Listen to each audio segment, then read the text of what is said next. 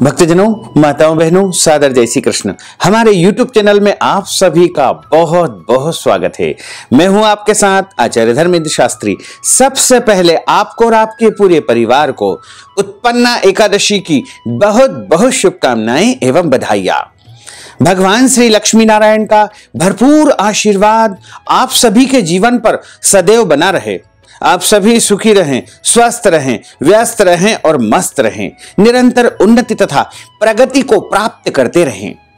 आज हम आपको बताने जा रहे हैं कि इस बार मार्गशीर्ष माह की जो एकादशी है वो कब रहेगी और उस एकादशी का व्रत आपको कब करना है तथा व्रत का पारणा आपको कब करना चाहिए। उत्पन्ना एकादशी पूजा का शुभ मुहूर्त कब से कब तक रहेगा, व्रत की विधि क्या रहेगी एवं एकादशी के दिन कौन कौन से ऐसे कार्य है जो आपको नहीं करना चाहिए।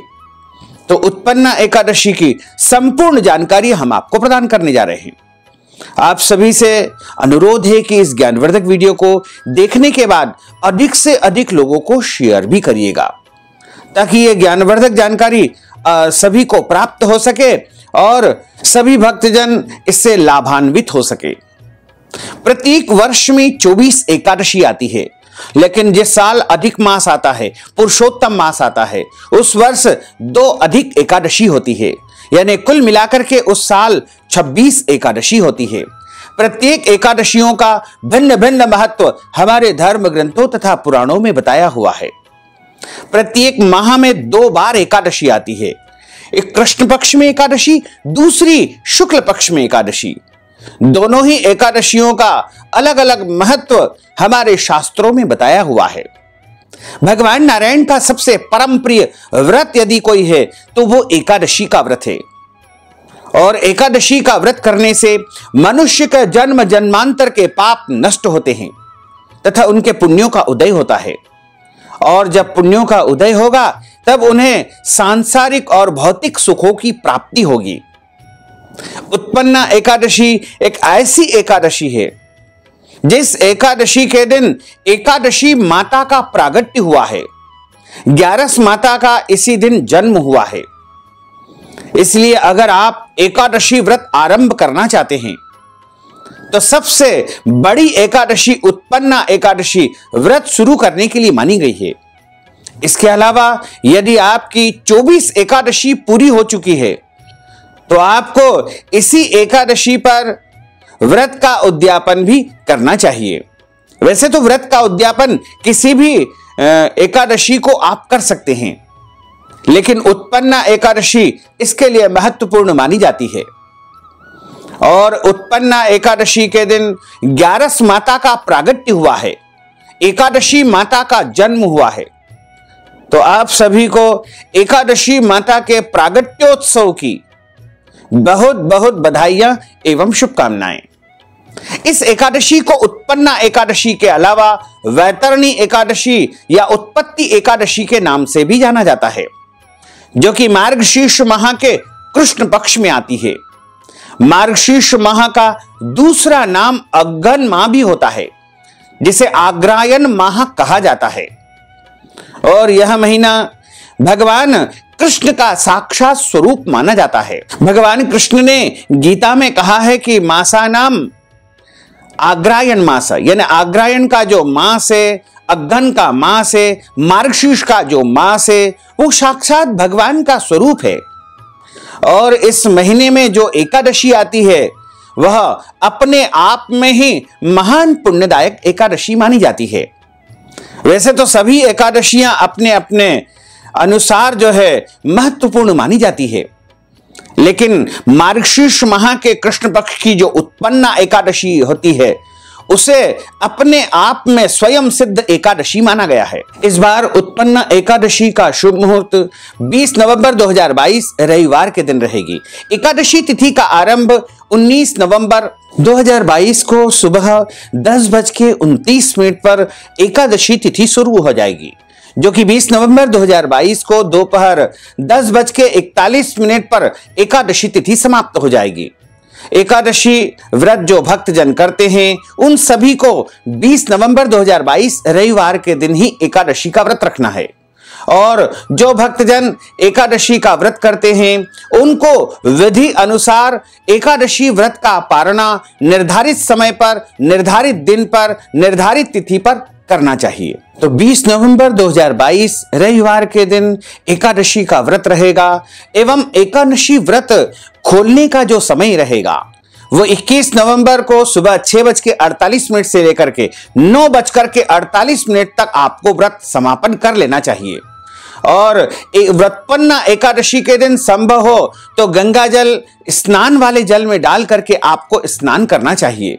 और एकादशी का जो व्रत करता है उसको लगातार दशमी से लेकर के द्वादशी तक कुछ महत्वपूर्ण नियमों का पालन करना चाहिए और 3 दिनों तक नियमों का पालन करना चाहिए। दशमी के दिन एक समय भोजन करके उस दिन ब्रह्मचर्य व्रत का पालन करके भूमि पर शयन करके तथा उस दिन लहसुन, प्याज, मांस, मदिरा, चावल का परित्याग करते हुए एवं शहद का परित्याग करते हुए, मसूर की दाल का परित्याग करते हुए और पराये अन्न का परित्याग करते हुए एकादशी व्रत का जो है प्रारंभ करना चाहिए। यानी दशमी तिथि के दिन समस्त नियमों का आपको पालन करना है।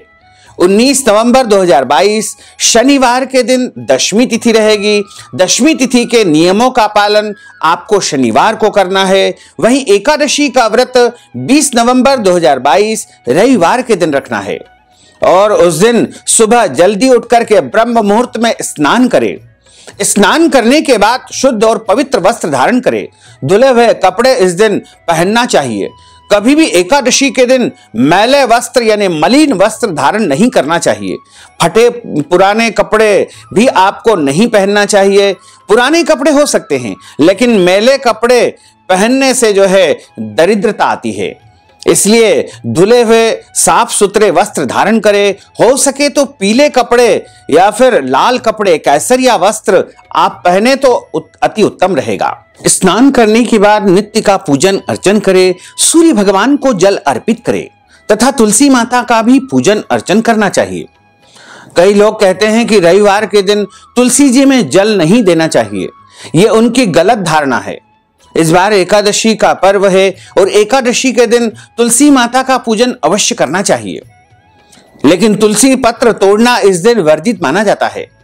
क्योंकि एकादशी व्रत में तुलसी जी का बहुत अधिक महत्व माना जाता है, इसलिए एक दिन पहले ही यानी शनिवार को ही आपको तुलसी जी से पत्ते तोड़ करके रख लेना चाहिए। हालांकि तुलसी जी के चढ़े हुए पत्ते भी धो करके बार बार उपयोग में आप ले सकते हैं। तुलसी जी के पत्ते कभी भी बासी नहीं हो सकते। सूखे भी या तुलसी जी का चूर्ण भी आप उपयोग कर सकते हैं। चढ़े हुए तुलसी जी के पत्ते भी आप बार बार उपयोग कर सकते हैं।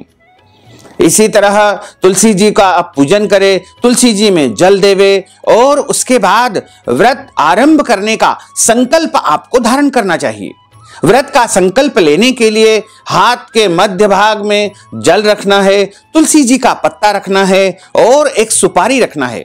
पूजा की जो गोल सुपारी होती है वो रखना चाहिए तथा पीला पुष्प, दक्षिणा एवं अक्षत के स्थान पर जव अथवा तिल आपको रखना चाहिए।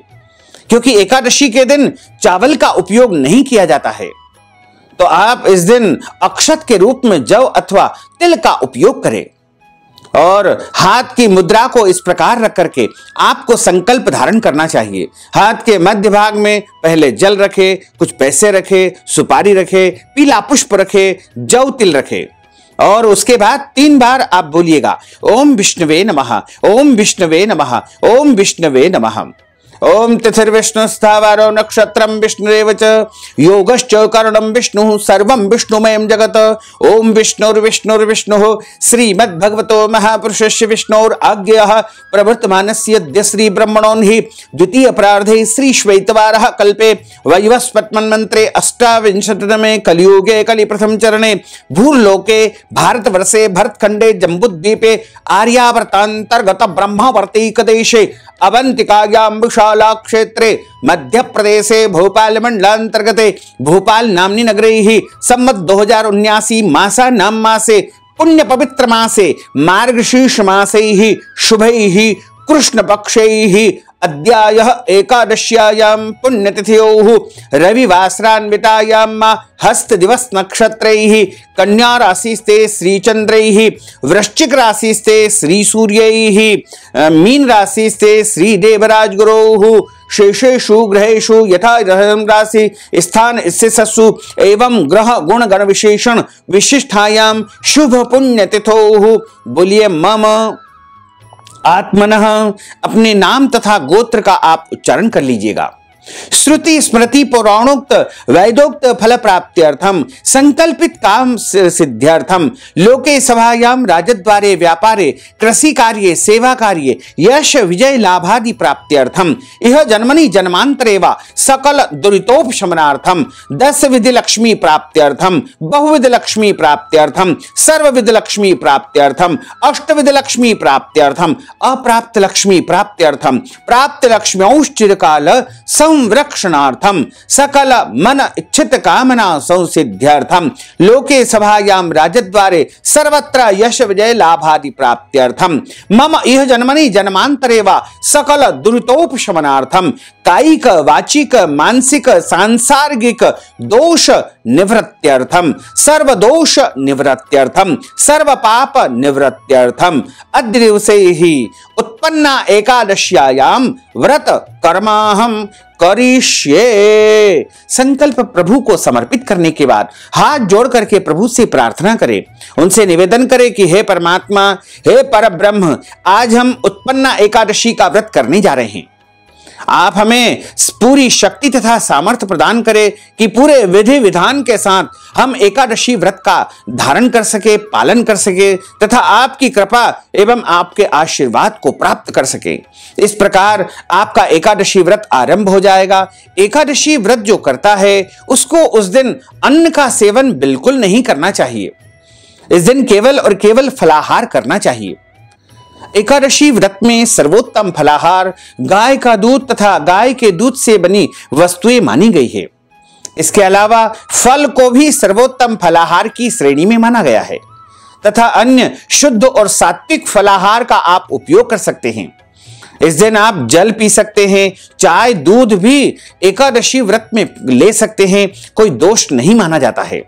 इसके अलावा यदि आपको कोई दवाई लेनी होती है, कोई औषधि यदि आप ग्रहण करते हैं तो उसको भी आप ले सकते हैं, उसका भी कोई दोष नहीं माना जाएगा, क्योंकि औषधि ग्रहण करने में भी कोई दोष नहीं माना जाता है। यदि कुछ खा पी करके आपको दवाई लेनी होती है तो आप फलाहार लेकर भी औषधि सेवन कर सकते हैं। इसी तरह एकादशी का जो व्रत करता है उसको किसी भी परिस्थिति में उस दिन चावल का उपयोग नहीं करना चाहिए। भोजन में भी इस दिन अपने घर में चावल नहीं बनाना चाहिए तथा पूजन कार्य में भी चावल नहीं बनाना चाहिए।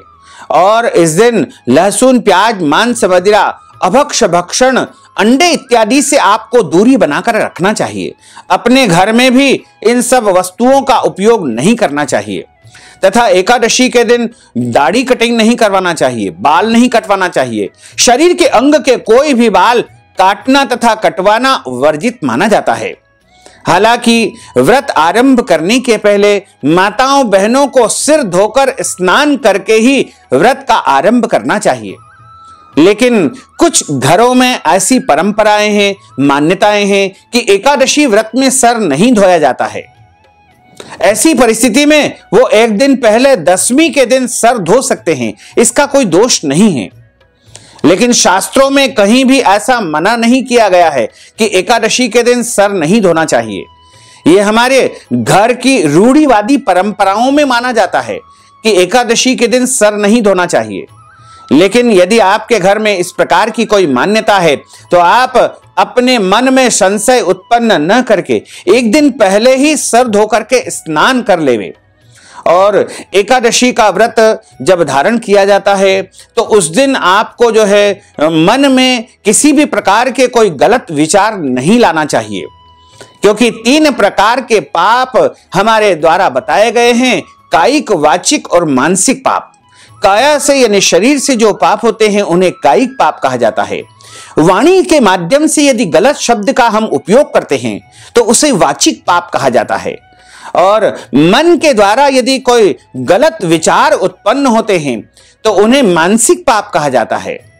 इस प्रकार आप इन 3 प्रकार के पापों से एकादशी के दिन बच करके रहे और किसी भी प्रकार का कोई गलत काम न करे और गलत कार्य होते हुए भी नहीं देखना चाहिए। एकादशी का जो व्रत करता है उसको जो है उस दिन अधिक से अधिक समय मौन व्रत धारण करना चाहिए, क्योंकि मौन व्रत धारण करने से भी बहुत अच्छा जो है एक प्रकार का व्रत माना जाता है। और यदि संभव न हो तो कम से कम बोलना चाहिए। भगवान की कथाओं का श्रवण अवश्य करना चाहिए। एकादशी की कथा अवश्य सुनना चाहिए। इसके अलावा धार्मिक पुस्तकों का पठन पाठन भी आप कर सकते हैं। झूठ नहीं बोलना चाहिए, क्रोध नहीं करना चाहिए, वाद विवाद नहीं करना चाहिए और किसी भी प्राणी का दिल नहीं दुखाना चाहिए, क्योंकि ईश्वर अंश जीव अविनाशी, प्रत्येक प्राणी में ईश्वर का वास माना जाता है। इसलिए किसी भी प्राणी का दिल न दुखाएं तथा दान अवश्य करें। और कथा का जब श्रवण किया जाता है तो उसके बाद दान अवश्य करना चाहिए, क्योंकि दान करने से हमारा धन पवित्र होता है। गोस्वामी तुलसीदास जी ने रामचरितमानस में कहा है कि तन पवित्र सेवा किए, धन पवित्र कर दान, मन पवित्र हरि भजन सो होत त्रिविध कल्याण। अर्थात शरीर से जब हम सेवा करते हैं तो हमारा तन पवित्र होता है। मंदिर में झाड़ू लगाएंगे, पोछा लगाएंगे तो हमारा शरीर शुद्ध हो जाएगा। और जब हम अपने धन का दान करेंगे तो हमारा धन शुद्ध हो जाएगा, क्योंकि न जाने कहां कहां से हमारे पास रुपया आता है, पैसा आता है। ऐसी परिस्थिति में जब हम धन का दान करेंगे तो हमारा धन शुद्ध हो जाएगा और उस धन का जब हम अपने शरीर के लिए, अपने स्वयं के लिए, अपने परिवार के लिए उपयोग करेंगे तो वो हमें किसी भी प्रकार से जो है नुकसान नहीं पहुंचाएगा और हमें पुण्य प्रदान करेगा। मनुष्य जितना भी अपने जीवन में कमाता है उसका 10वां भाग उसको दान अवश्य करना चाहिए। जैसे आप 100 रुपया कमाते हैं तो आपको उसका 10वां हिस्सा यानी 10 रुपए का दान अवश्य करना चाहिए। तो 10वां भाग यानी दशांश दान करने का विधान हमारे शास्त्रों में प्राचीन काल से ही बताया गया है। और कथा जो सुनते हैं वो ब्राह्मण के मुख से ही सुनना चाहिए, क्योंकि ब्रह्म वाक्य जनार्दन। जब हम ब्राह्मण के मुख से कथा का श्रवण करेंगे तब हमें कथा सुनने का पूरा पूरा पुण्य लाभ प्राप्त हो सकेगा। और इसी तरह एकादशी के दिन आपको पेड़ पौधों को काटना अथवा छांटना नहीं चाहिए। तुलसी माता से आज्ञा लेकर के तुलसी जी के पत्ते तोड़ सकते हैं, चूंकि रविवार का दिन है और रविवार के दिन तुलसी जी के पत्ते नहीं तोड़े जाते हैं। इसलिए आप एक दिन पहले ही तुलसी जी के पत्ते तोड़ करके रख लीजिएगा। पुष्प प्रभु की पूजा के लिए, प्रभु की सेवा के लिए आप तोड़ सकते हैं, उसका कोई दोष नहीं है। एकादशी के दिन रात्रि में जागरण किया जाता है। रात भर जाग करके भगवान का भजन तथा कीर्तन किया जाता है। 20 और 21 की रात्रि में जागरण आपको करना है और अगले दिन आपको व्रत का पारणा करना है, यानी 21 तारीख को व्रत का पारणा कर लेना चाहिए। और यदि आपके घर परिवार में जन्म अथवा मृत्यु का सूतक लग जाता है तो आपको ऐसी परिस्थिति में भी व्रत अवश्य करना चाहिए। व्रत के सभी नियमों का भी पालन करना चाहिए, लेकिन भगवान को स्पर्श करना यानी भगवान को छूना और उनका पूजन करना वर्जित माना जाता है। जन्म और मृत्यु का सूतक अलग अलग दिनों का माना जाता है। जन्म का सूतक 10 दिनों का माना जाता है और मृत्यु का सूतक वैसे तो 13वीं होने के बाद समाप्त हो जाता है, लेकिन वैष्णव परंपरा में, पुष्टि मार्गी परंपरा में 16 रात्रि का सूतक माना गया है। तो आप अपनी परंपरा के अनुसार सूतक का पालन करें और सूतक समाप्ति के बाद ही प्रभु का स्पर्श करें तथा पूजन करें, लेकिन व्रत अवश्य धारण करें।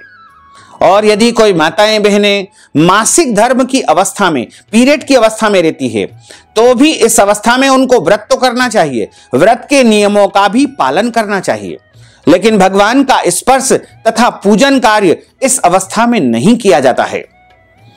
और यदि कोई गर्भवती माताएं बहनें व्रत करती है तो वो अच्छी प्रकार से फलाहार करके ही व्रत करे।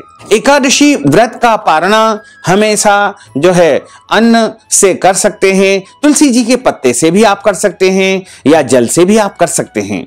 यदि अगले दिन कोई और व्रत करना है तो आप फलाहारी वस्तु से एकादशी का पारणा कर सकते हैं।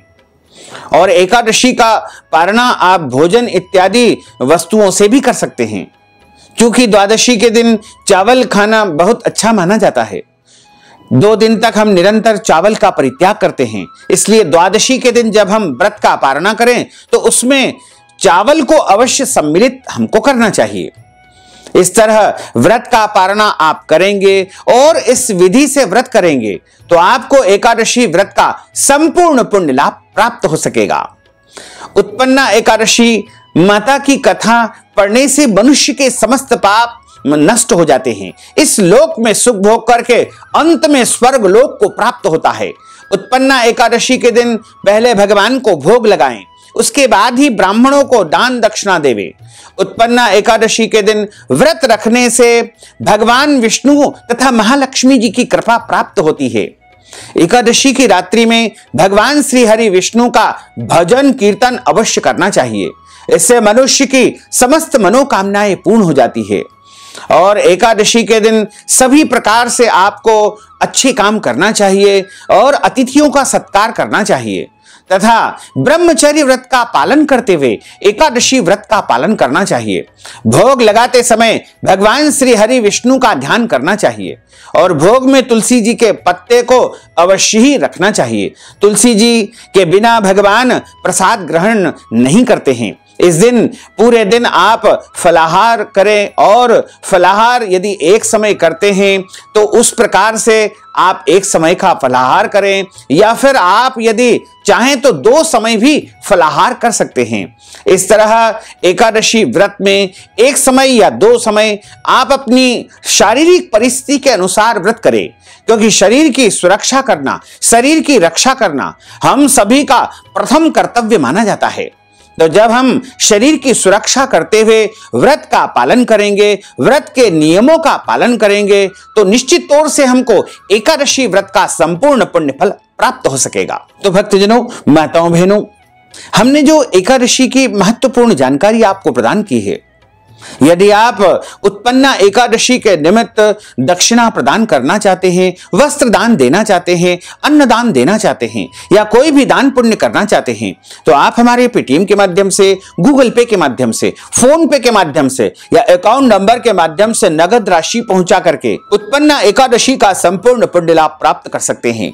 साथ ही आप सभी से अनुरोध है कि इस ज्ञानवर्धक वीडियो को अधिक से अधिक लोगों को शेयर करिएगा, लाइक करिएगा, कमेंट करिएगा, और यदि अभी तक आपने सब्सक्राइब नहीं किया है तो अभी और इसी समय सब्सक्राइब अवश्य कर लीजिए।